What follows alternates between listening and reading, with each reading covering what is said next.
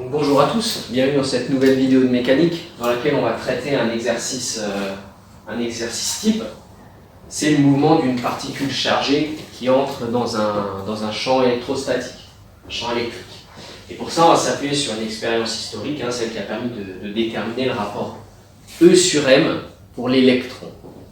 Donc le dispositif, il est schématisé ici.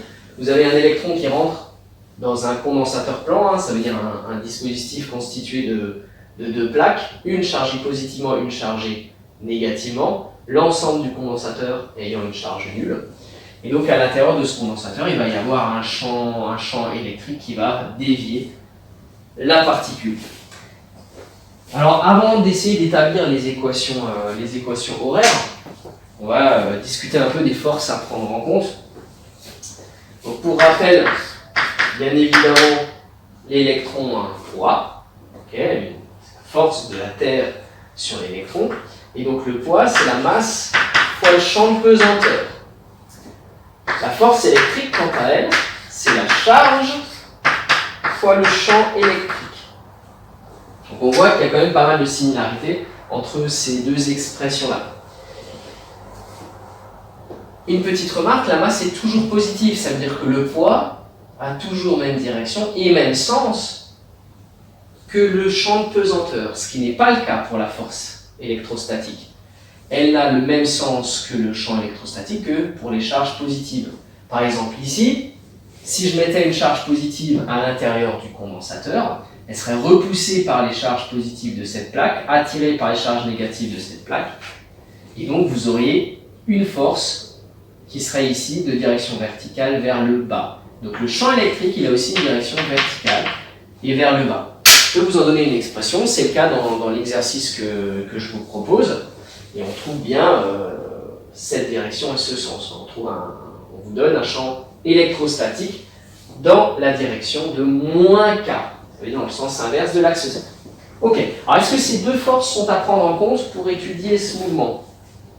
Alors on va essayer de les comparer entre elles, et on se souvient que comparer deux grandeurs en physique, ça veut dire faire un rapport. Ok, on peut dire que l'un est plus grand que l'autre. Ce qui est important en physique, c'est combien. De combien il est plus grand? Est-ce qu'il est plus grand de 10%? Est-ce qu'il est 5 fois plus grand? Est-ce qu'il est 50 fois plus grand? Est-ce qu'il est 10 milliards de fois plus grand, etc., etc. Donc on va essayer de faire juste cette application numérique. Donc si je fais FE sur P, c'est-à-dire Mg sur QE, avec les valeurs qu'on vous donne, donc la masse d'un électron, on est à 9,1 10 puissance moins 31 kg, fois petit g, on est à 9,81 newton par kilogramme. Au-dessus, j'ai des newtons. Je divise par des newtons et mon résultat n'aura pas d'unité. Donc ici, Q, 1,6 10 puissance moins 19. On va pas tenir compte du signe de Q dans ce calcul. Et le champ électrique que je vous donne, il est de 1,6 10 puissance 4 volts par mètre. Donc on peut faire ce calcul avec sa calculatrice pour trouver un résultat. Alors moi là tout de suite, je ne vais pas sortir ma calculatrice, donc on va le faire en ordre de grandeur. C'est-à-dire qu'ici 9 c'est à peu près 10, donc là, et 9,80 aussi à peu près 10, donc j'ai du 10 fois 10 fois 10 moins 31. Ça me fait du 10 moins 29 sur, j'ai du 10 puissance moins 19 fois du 10 puissance 4. Et donc ici on trouve 10 puissance moins 29 sur du 10 puissance moins 15, ce qui me donne 10 puissance moins 29 plus 15, ce qui me donne 10 puissance 14. Donc la force électrique, ici dans cette expérience, elle est 10 puissance 14 fois plus grande que le poids. Donc 10 puissance 14, ça veut dire on est à 100 000 milliards. 100 000 milliards de fois plus intense que le poids. Donc en fait le poids sera négligeable devant la force électrique.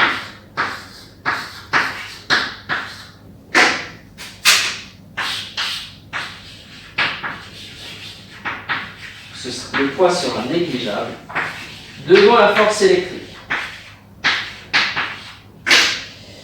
Donc il n'y aura qu'une force à considérer, ce sera celle-ci. Alors, on vous donne dans l'énoncé la trajectoire que va suivre la particule. On vous dit, bah voilà, elle va être déviée comme ça. Elle est en sortie du condensateur. Ici, il y a une certaine déviation. Je vais écrire dévié. Voilà, une certaine déviation. Alors pourquoi est-ce que déjà, direct, quand on fait cette expérience, on se dit, bah, l'électron, c'est une particule négative.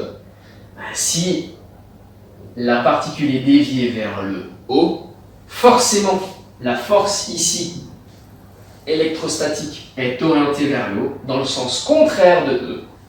Q est bien négatif. Maintenant qu'on a terminé un petit peu ce préambule, on peut s'atteler à établir les équations du mouvement. Donc ici, toujours la même chose. On définit le système. Ici, le système étudié, c'est l'électron. Le référentiel, ce sera le référentiel terrestre supposé galiléen.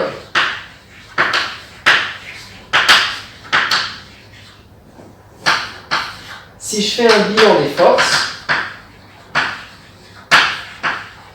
au regard des questions précédentes, je ne vais tenir compte que du poids. Et maintenant, on a tout ce qu'il faut pour appliquer la deuxième loi de Newton. Donc, d'après la deuxième loi de Newton,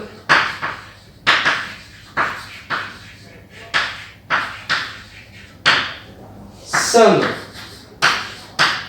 des forces extérieures qui s'appliquent sur le système, c'est la masse du système fois l'accélération de son centre de masse. On remplace somme des forces. Alors ici j'ai mis P, bien entendu, c'était la force électrique. Vous aurez tous compris. Donc ici, j'ai QE qui est égal à MA. Donc l'accélération, c'est égal à QE sur L.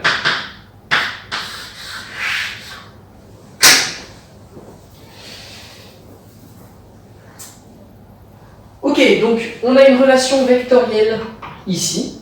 Donc on arrive sur une relation vectorielle. On se souvient, les relations vectorielles, c'est pas forcément ce qu'on aime le mieux au lycée. On préférait avoir des relations entre nombres. Donc pour cela, vous avez un système d'axes qui vous est imposé. On va devoir projeter ces vecteurs dans ce système d'axes. Donc on projette.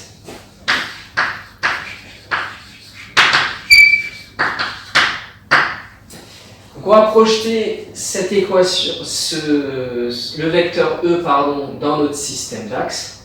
Donc qu'est-ce que ça va donner? On va avoir le vecteur E, ici, qui vaut, qui est orienté selon moins K, et qui n'a rien suivant l'axe, qui n'a aucune composante suivant l'axe X, ou l'axe Y d'ailleurs, qu'on n'a pas représenté ici.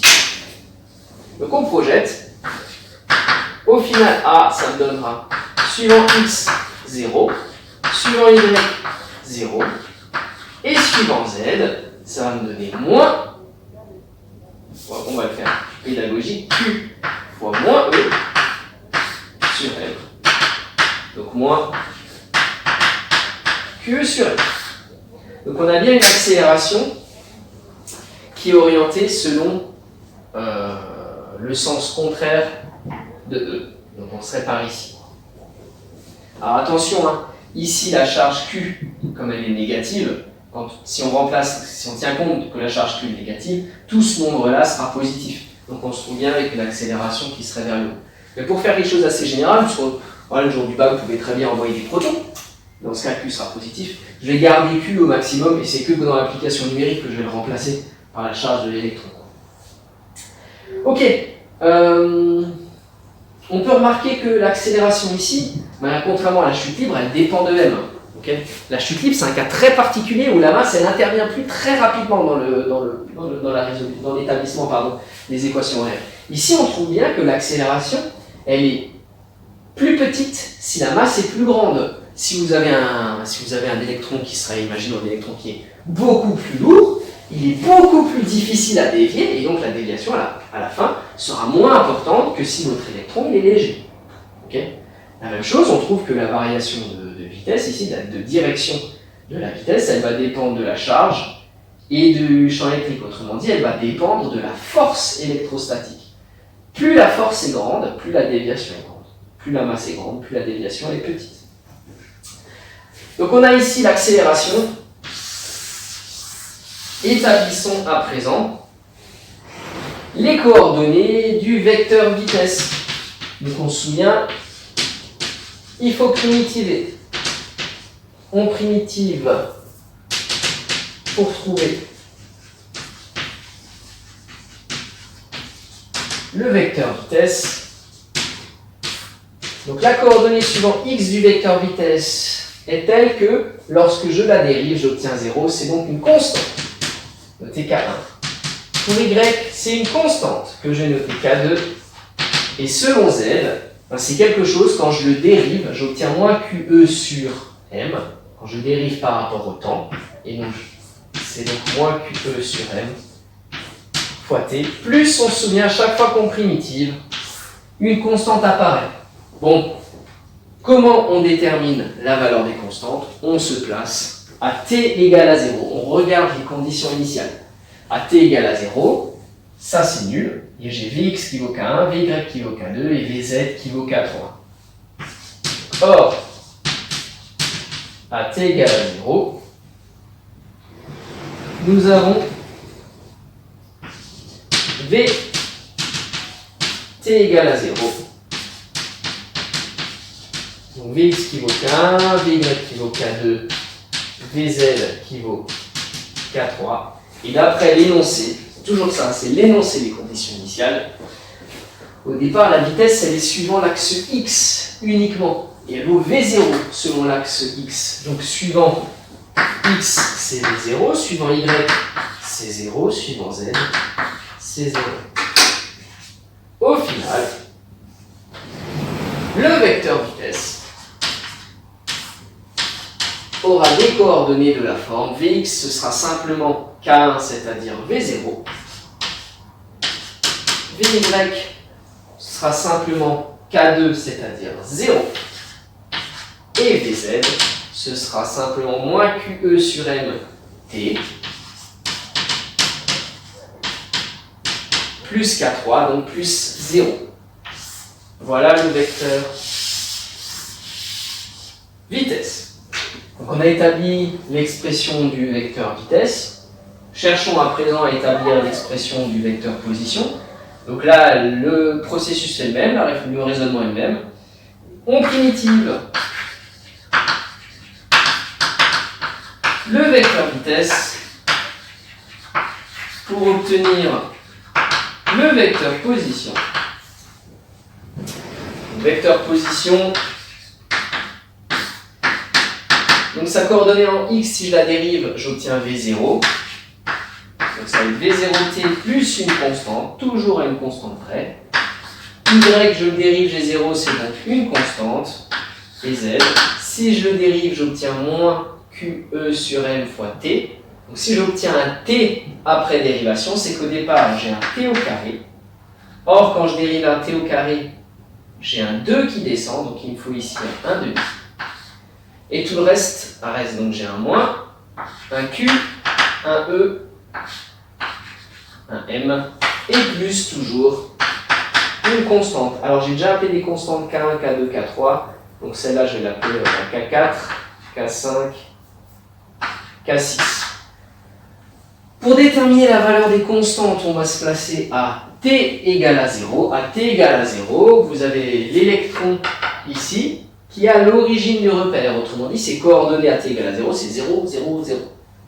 Donc à t égale à 0, les coordonnées, c'est K4, K5, K6. Donc K4 va valoir 0, K5 va valoir 0, K6 va valoir 0. Pareil.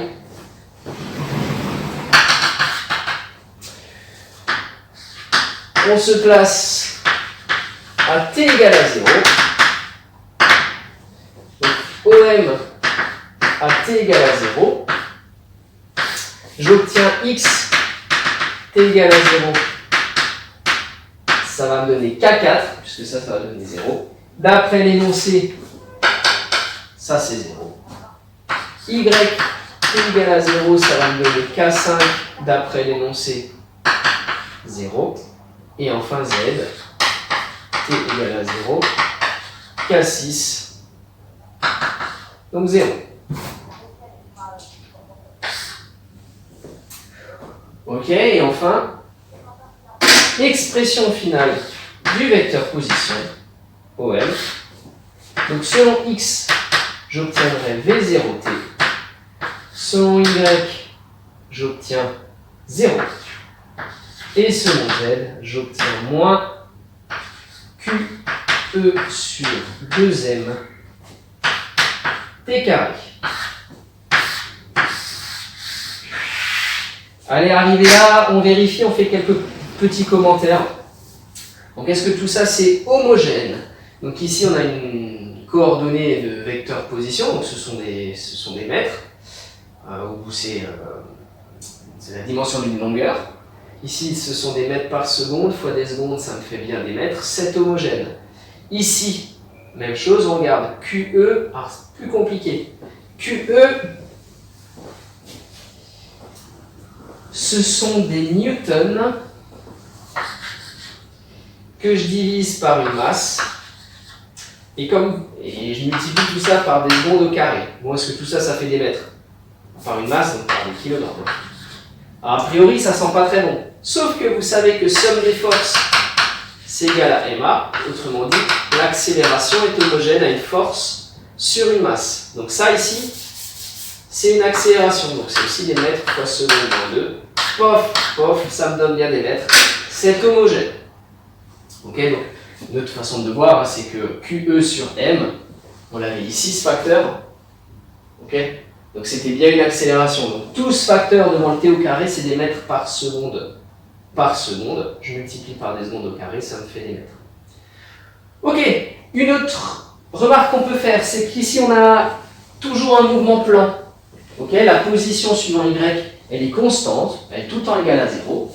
Ça veut dire que tout va se faire ici dans le plan du tableau, dans le plan x, z. Une autre remarque, c'est que le mouvement suivant x, c'est un mouvement qui est rectiligne uniforme. Alors on aurait pu s'en douter, hein.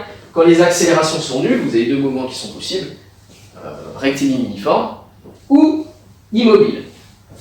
Donc c'est le cas par exemple selon y, hein, on a une accélération nulle, mais la position reste la même, donc on a quelque chose qui est immobile selon l'axe y. Selon l'axe x, on a un mouvement qui est rectiligne uniforme, hein, on a une distance égale vitesse fois temps, donc une vitesse constante selon l'axe x. Et selon l'axe z, ici par contre, nous avons un mouvement qui est rectiligne uniformément accéléré, parce que l'accélération ici est constante. Donc voilà, je vous ai mis les équations horaires ici au tableau. Alors dernière remarque que j'ai oublié de faire, hein, qui peut être utile. Donc on a, j'ai dit un mouvement rectiligne uniforme selon l'axe x, ça veut dire que ici, le long de l'axe x, vous allez avoir une vitesse qui est constante. Selon l'axe z, qu'est-ce qu'on marque? Chaque seconde, eh bien, le mobile va monter un petit peu selon l'axe z. C'est bien ce qu'on observe ici, hein. Petit à petit, vous allez avoir une coordonnée en z qui va augmenter. Bref, donc pour vraiment coller à ce qui est dessiné au tableau, il faut établir l'équation de la trajectoire. Donc je reprends l'idée, hein, vous avez des équations horaires, ça veut dire que je relie x et le temps, z et le temps. C'est un mouvement à deux dimensions, je peux aussi relier directement z et x. Donc c'est ce qu'on va faire ici. Établissons l'équation de la trajectoire.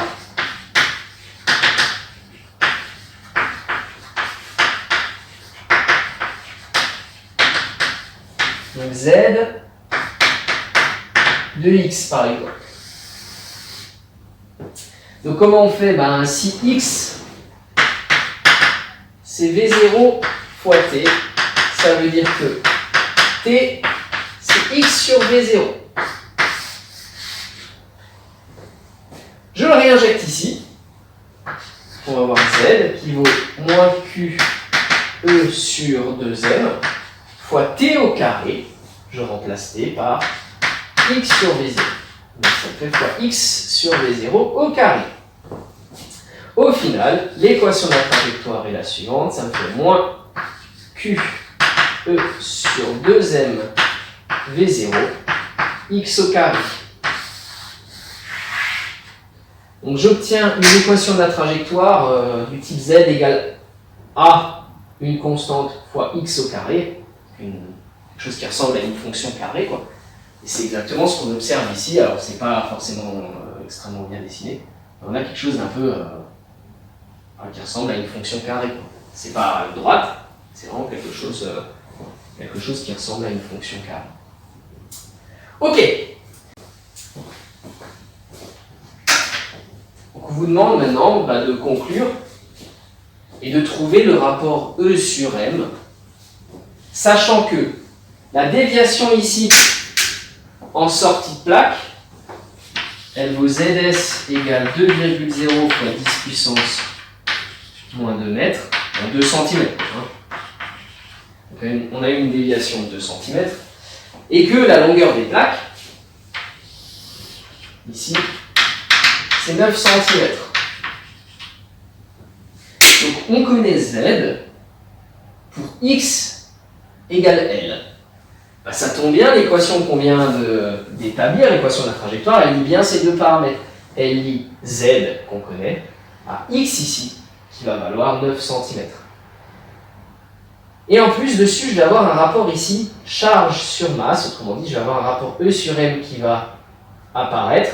E est donné, et V0 est donné. Donc tout ce qu'il faut, c'est ici remplacer Q par la charge de l'électron, et isoler le rapport E sur M. C'est parti, donc on a ZS qui vaut, alors Q c'est moins E, moins et moins ça fait plus, donc j'obtiens E, tout de suite mettre E sur M, fois grand E sur 2V0, X carré, j'isole E sur M,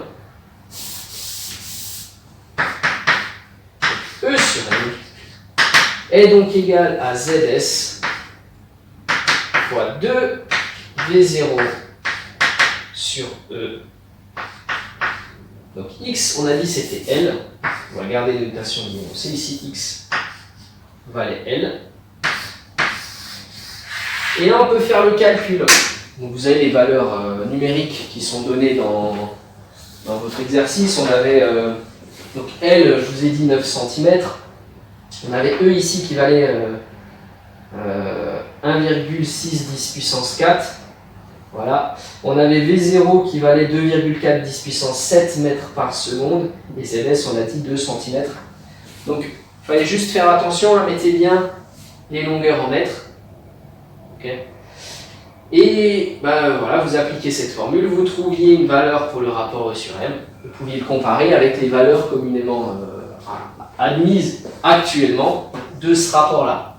Alors, on pouvait mettre un peu d'incertitude dans cet exercice. Vous donnez les incertitudes sur la mesure de ZS, de V0, de E et de L, et en déduire l'incertitude sur le rapport. Je n'ai pas voulu compliquer ici cet exercice de mécanique. Sachez qu'évidemment c'est possible, avec le but d'un exercice, c'est la mesure de quelque chose, vous pouvez très bien avoir des incertitudes qui arrivent. Alors une dernière question, c'est discuter des valeurs de la tension U entre les deux plaques et de la distance entre les deux plaques sur la détermination de ce rapport. En fait, comment vont jouer ça? Apparaît pas là, la tension entre les deux plaques ou la distance entre les deux plaques. En fait, il se trouve que si, indirectement, la valeur de E ici, elle dépend de U et de D. D'ailleurs, on vous dit, dans l'énoncé, que E, c'est moins U sur D selon le vecteur K. Donc on retrouve un champ électrostatique qui est dirigé vers le bas, puisque K est vers le haut, donc moins K est vers le bas, qui est proportionnel à U et inversement proportionnel à D. Autrement dit, si vous voulez augmenter le champ électrostatique, vous avez deux solutions. soit vous augmentez ici la tension aux bornes du condensateur avec un générateur, hein, soit vous diminuez la distance entre les plaques. L'objectif derrière, c'est quoi? C'est de ne pas avoir un électron qui tape sur la plaque, ça veut dire qu'il a une trajectoire trop incurvée et qui rencontrerait la plaque avant de sortir, donc il ne sortirait jamais du dispositif, et pas avoir non plus un champ électrostatique qui soit trop petit, qui fait que la déviation ici, elle soit trop faible. Donc en fait, il va falloir jouer sur ces deux paramètres, tension et distance entre les plaques, pour faire en sorte que vous ayez la déviation maximale, sans toutefois percuter une des plaques. Voilà un peu l'idée qui est derrière. De toute façon, le condensateur, ce dispositif-là, on l'étudiera tout à la fin de l'année quand on fera un petit peu d'électricité, on l'utilisera comme composant dans les circuits électroniques. Voilà.